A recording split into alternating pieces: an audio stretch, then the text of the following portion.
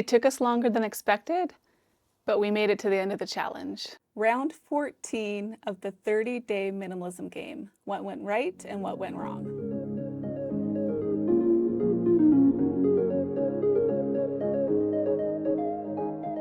This is the first decluttering challenge where I didn't actually finish the challenge on time. But let's backtrack a bit. I originally did this challenge every single month in 2021.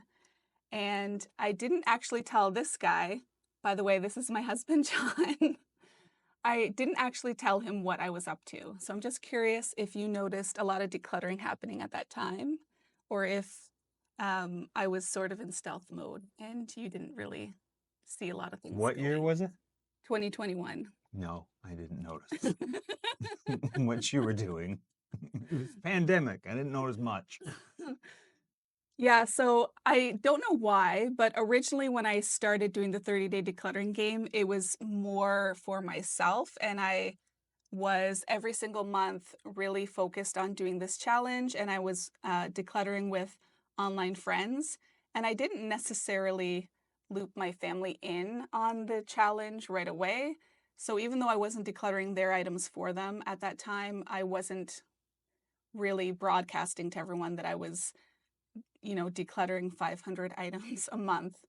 And not surprisingly, we had so much excess in our home that it took quite a while, I think, before John realized that things were leaving.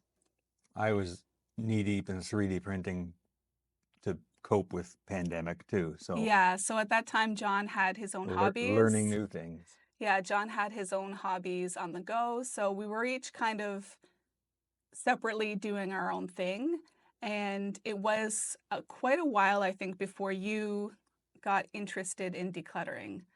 So, do you remember any time or any category of item that was sort of your first inspiration into the decluttering world? Probably my clothing, I think, was the first thing where you have maximum results. You said, let's all declutter our old stuff, and you have old stuff. So went through it, and we did a closet reconfigure at the same time where we moved everything from the junky builder's way. They set it up to just all in the back with our drawers, and that was the biggest impact for me. And it felt good to just see everything lined up the way it should be. So Yeah, so one thing I've noticed during this process is that you're a very visual person, which is no surprise to me because you're very artsy in music and everything else, but you like to be able to see your things, and that definitely helps you be able to be better organized. And I think actually, with my own reflections, I think that the clothing was definitely where I noticed you first coming in and getting more interested and involved. I had done my clothing, and then you sort of your own accord decided to get in there and get your own things decluttered. So I think that worked really well. And having our clothes decluttered has definitely helped reduce the mountain of laundry that we deal with on a regular basis. So I think that was great that we were able to kind of come together at that point and start working a little bit more together on the whole decluttering journey. And the kids also started to get more and more involved as time went on. Eventually, it got to the point where I had sort of run out of things of my own I could declutter, or sort of communal things that I knew would be okay to declutter, and I had to get them on board. So the kids really started getting involved and getting excited about decluttering when we started doing the games. And we'll link the video where we talk about all those different strategies we used at the end of this clip. part of that jump start into that was reconfiguring their rooms as well, where you can tie it into a sneaky decluttering of, oh, well, we need to move things around. Well, that's not going to fit there. Yeah, so for the kids, for sure, if you give them a why, and I think that would work for a lot of people, adults and kids alike, but if they can have a why behind the decluttering, or um, a destination that they can connect with, that definitely helps. So for my kids, for example, they have a Holiday Treasures event coming up at their school where they can donate to that event. That's something that they can personally connect with, and that they will then be more interested and inspired to donate to. It's a good time for them to go through their toys they may have aged out of as well. Yeah, exactly. So, when did you, I'm really, we're each going to pause and take a cup of tea here. I'm interested to know when you started noticing more of a difference in our home with regard to the amount of items leaving, or if that was more recently or when that happened. Uh, Definitely when you were playing the decluttering games, you see a mountain of things that is leaving to go to donation, which is good. Probably the first spot that I noticed was our main floor in the kitchen. Just it, maybe, well, to look at it, it would always look clean when we cleaned it, but it took longer to clean it when it wasn't decluttered. So Yeah, now I notice when we just get to both of us cleaning up after supper, it's about 5 minutes and we're done. So, yeah, and to the point of doing the dishes, loading the dishwasher or unloading it, there's less. So it's just, you have less weird things to put in. You have your plates and everything. So it's more streamlined.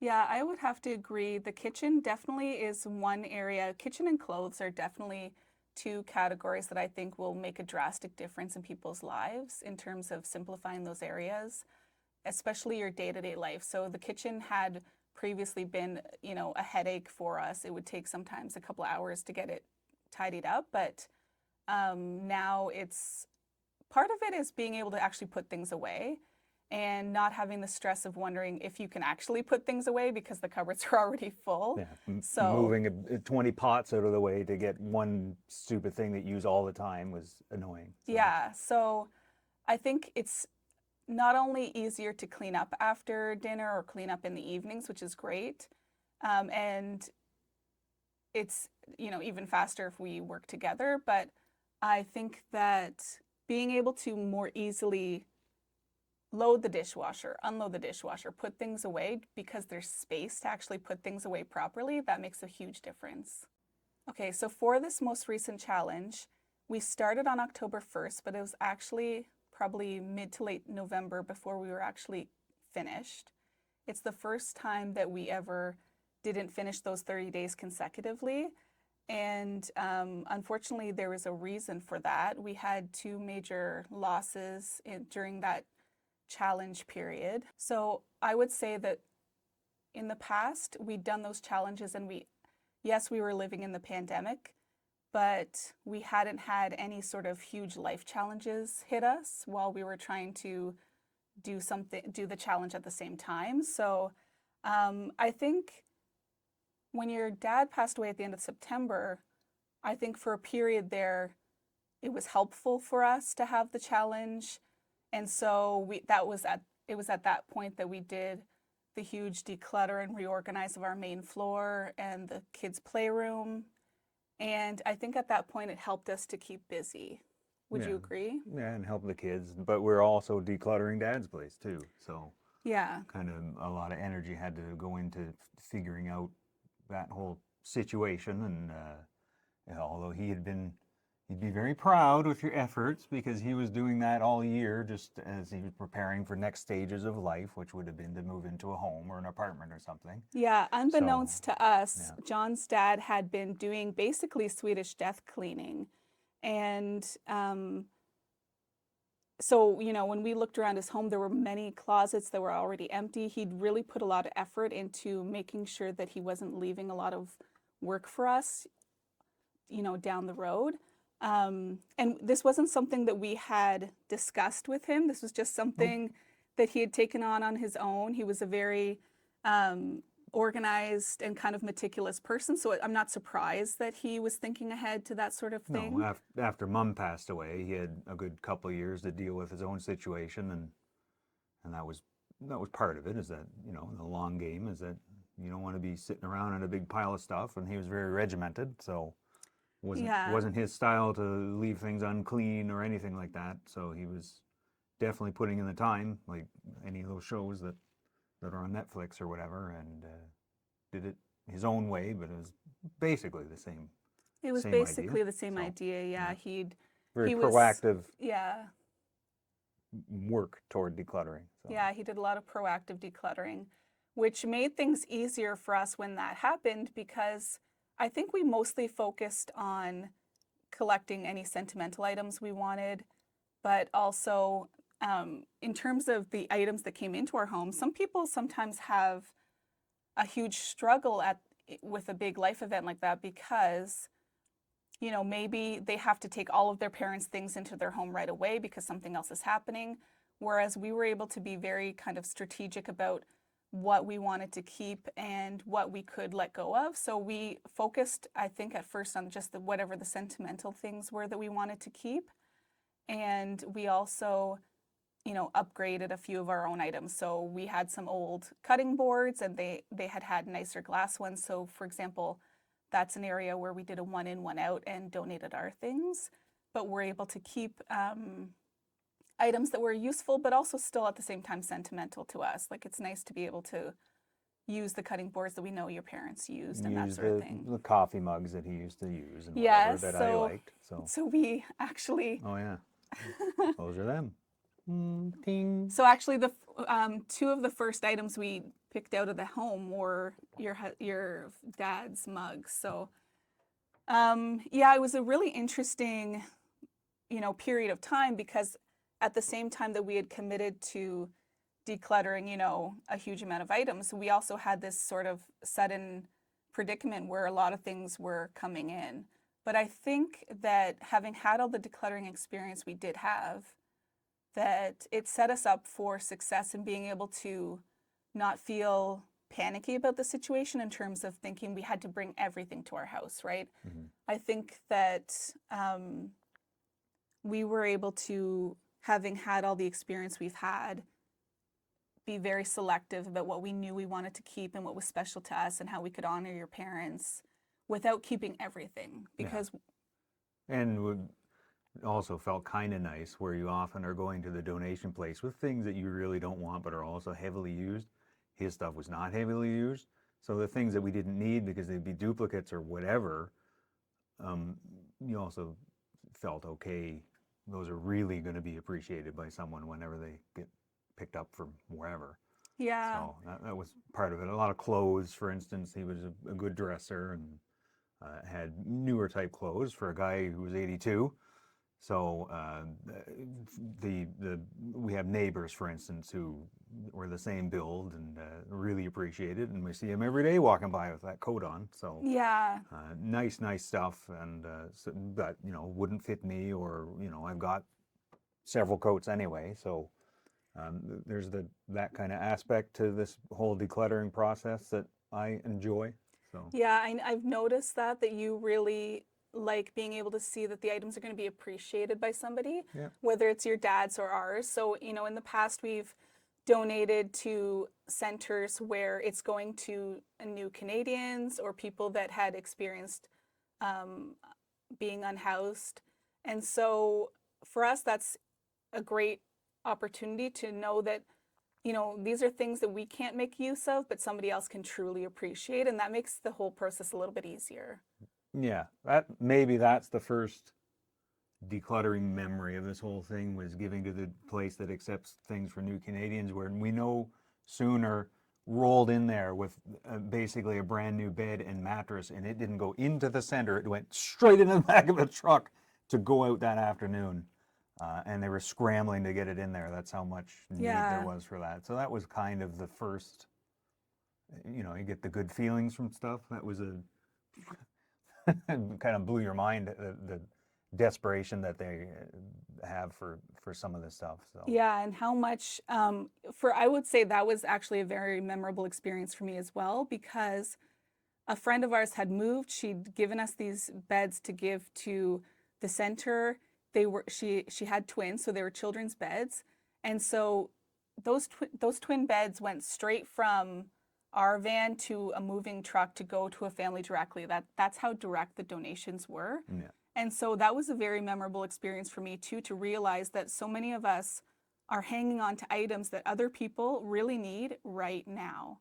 And that really made a difference in me being able to very quickly let go of items that, are duplicates for us or that we're not using or not loving. Yeah, So that, you don't necessarily get that same feeling when you're dropping it off at one of the places that it's going to resell it out of a corporate sort of situation, a store.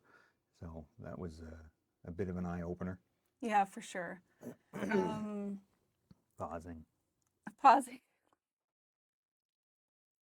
So after we had those first few weeks, not only dealing with some of the clutter in our own home, but also dealing with some of the items from your dad's house, then we had another tragic loss in our close family. And for me, I almost went the opposite way. So at first, I felt when your dad had passed away, it felt good to keep our minds busy and keep active and keep a project going because your dad was very much a project person. It felt to me like we were honoring him by getting jobs done. Do your jobs. That's right. So, but when we experienced the second major loss so quick after your dad, for me, that sent me kind of in another direction where I felt like I needed to take a break from the challenge and from decluttering and that sort of thing. And so we kind of paused on the challenge for probably, a few weeks maybe, just to gather ourselves because the way it turned out, we had there was a visitation on Monday, a funeral on Tuesday, and then your dad's celebration of life on Saturday. So we had a really busy week, very emotional time for us to have lost those two special people so close together. And so sometimes these life events are going to happen when you're on your decluttering journey, and you just have to listen to whatever feels right at the time. So maybe working at it and getting a project going is going to feel right to you, and maybe taking a step back is going to feel right to you. So you just have to listen to yourself. But ultimately, after a little bit of a break, we came back and finally finished day 30.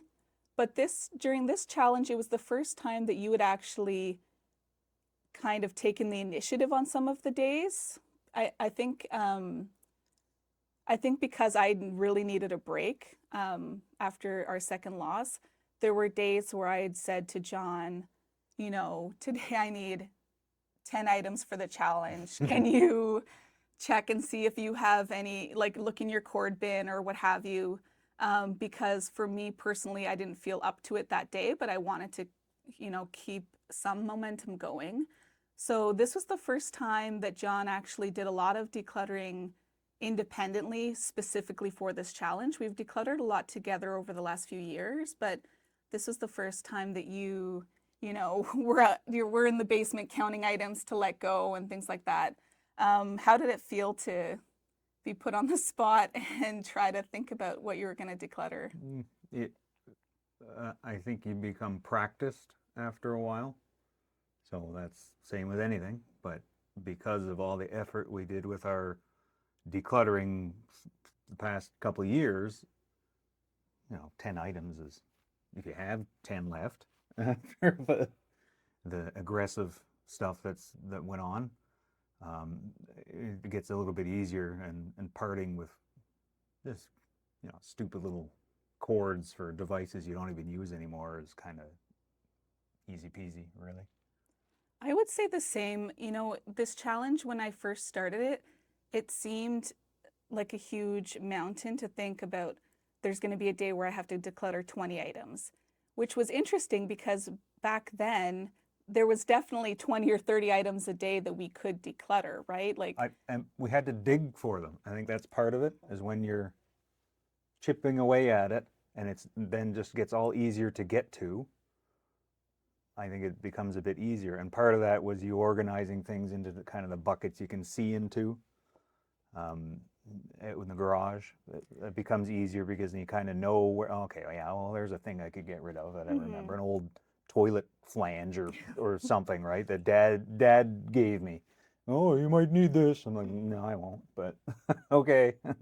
But getting rid of that, it's like, okay, well, what am I, plus we live, what, 3 blocks from a hardware store if you need to buy a Exactly. $5 item in a pinch. So, Exactly. I think this process and all of these challenges have definitely helped us realize what works for us. So we've really learned, like I said, that you're a visual person and that you love having, those clear labeled bins in the garage, for example, that really helps you. And but by the same token, as you said, it then also makes it easier to say like, okay, these are some quick things that we know we don't need. So it's definitely helped our organization over the years as well.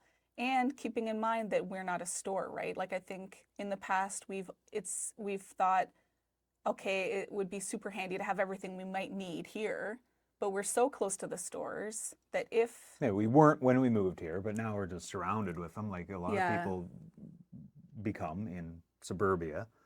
But I could see how the situation would be a bit different if you lived more rural, and to get to a store that's still open in the evenings or something like that would be difficult. That would be different challenges for sure.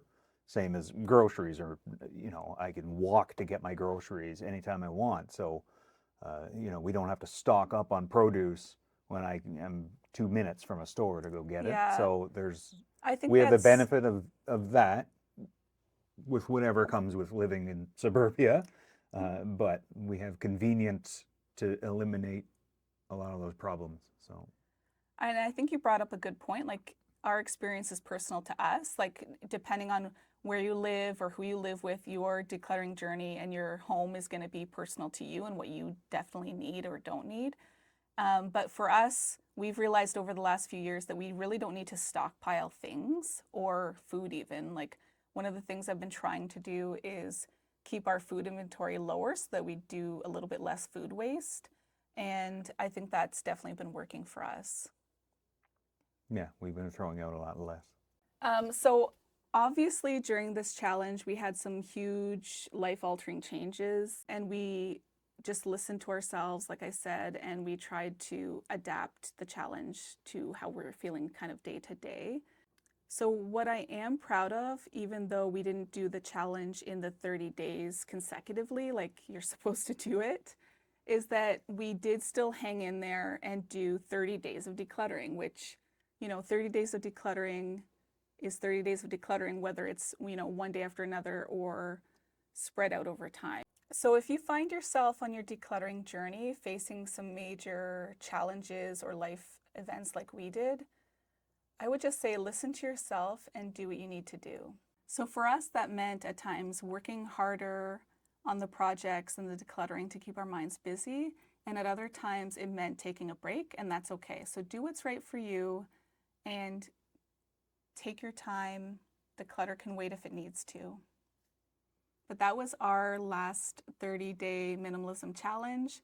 I don't know if there's another one in our future or not. We're getting low on inventory, but we're definitely going to continue with the decluttering. So keep in touch, subscribe if you haven't already, and thank you so much for being here. I forgot to hit record. I can see this.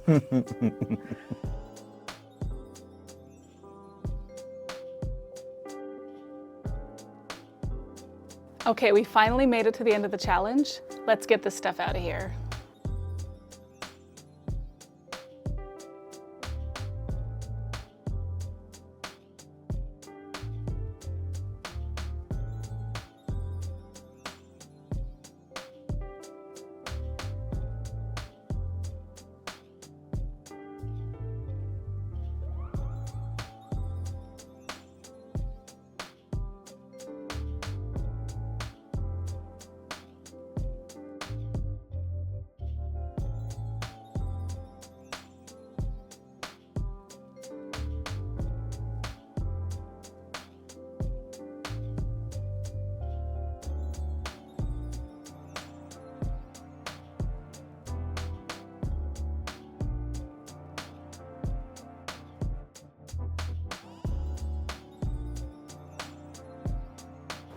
Okay, now I'm going to be doing some reverse shopping where I'm going to fill these bags with donations to make it easier to drop off.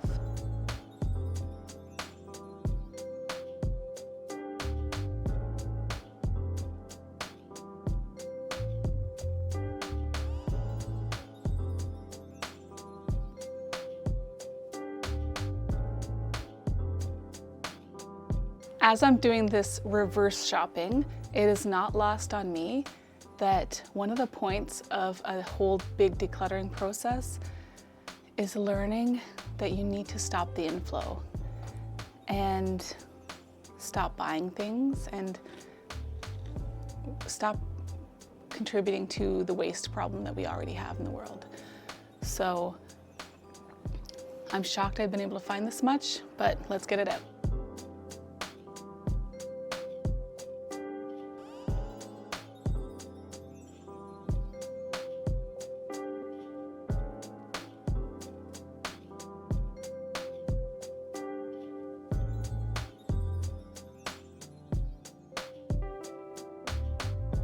Okay, so I really believe in donating and recycling as much as you can, but some items are just garbage, so put them in the garbage.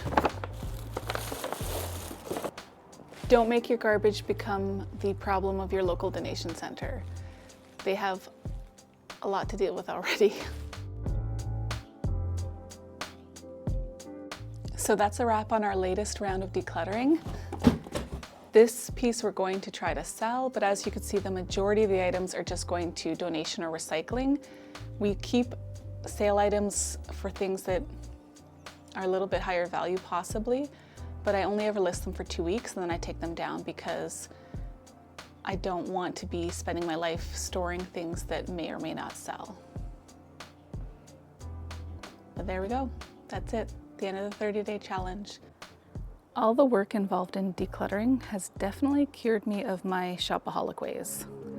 If you need more decluttering motivation, be sure to click on the next video. Thanks for being here. And let me know in the comments what you're decluttering today.